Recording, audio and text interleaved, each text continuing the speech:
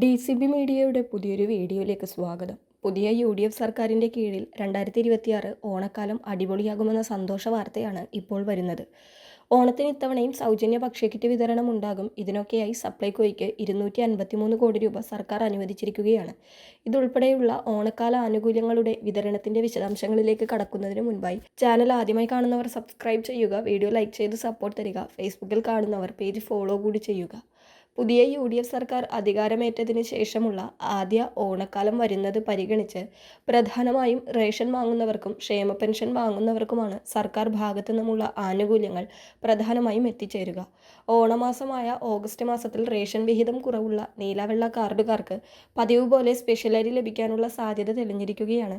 സംസ്ഥാനത്ത് 5 ലക്ഷത്തിലധികം വരുന്ന അന്ത്യോദയ അന്നയോജന വിഭാഗത്തിലെ മഞ്ഞ റേഷൻ കാർഡിന് സൗജന്യ ഭക്ഷ്യക്കിറ്റ് വിതരണം ഉണ്ടാകും. ഇതിനായി 53 കോടി രൂപ സർക്കാർ അനുവദിച്ചു കഴിഞ്ഞു. സംസ്ഥാനത്തെ മഞ്ഞ, പിങ്ക്, നീലവെള്ള റേഷൻ കാർഡ് ഉടമകൾക്കെല്ലാം ലഭിക്കുന്ന 13 സബ്സിഡി സാധനങ്ങളുടെ സ്റ്റോക്ക് എല്ലാ സപ്ലൈകോ ഔട്ട്ലെറ്റുകളിലും ലഭ്യമാക്കുന്നതിനും ഓണവിപണി നടത്തിപ്പിനുമായി സപ്ലൈകോയ്ക്ക് 200 കോടി രൂപയും അനുവദിച്ചു കഴിഞ്ഞു. ഭക്ഷ്യ സിവിൽ സപ്ലൈസ് വകുപ്പ് മന്ത്രി അനൂപ് ജേക്കബിന്റെ അഭ്യർത്ഥന പരിഗണിച്ച് മുഖ്യമന്ത്രി VD സതീശന്റെ ഇടപെടലിനെ തുടർന്നാണ് ധനവകുപ്പിന്റെ നടപടി വന്നിരിക്കുന്നത്.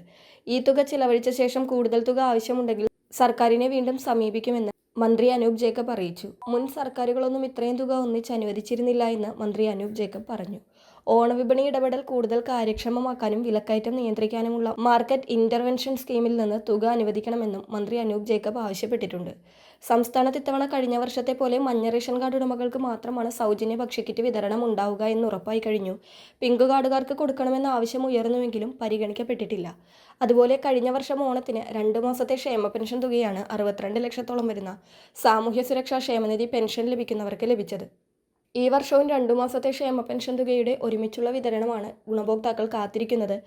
2 മാസത്തെ പെൻഷൻ തുക ഒരുമിച്ച് വിതരണം ചെയ്താൽ ഓരോ ഗുണഭോക്താവിനും 4000 രൂപയോളം ഈ ഓണക്കാല ചിലവുകൾക്കായി ലഭിക്കുമെന്നത് വലിയൊരു ആശ്വാസമാണ്. എന്നാൽ കഴിഞ്ഞ ഓണക്കാലത്തും അതിനു മുൻപത്തെ ഓണക്കാലത്തുമെല്ലാം ക്ഷേമ പെൻഷൻ കുടിശ്ശികകൾ ഉണ്ടായിരുന്നു.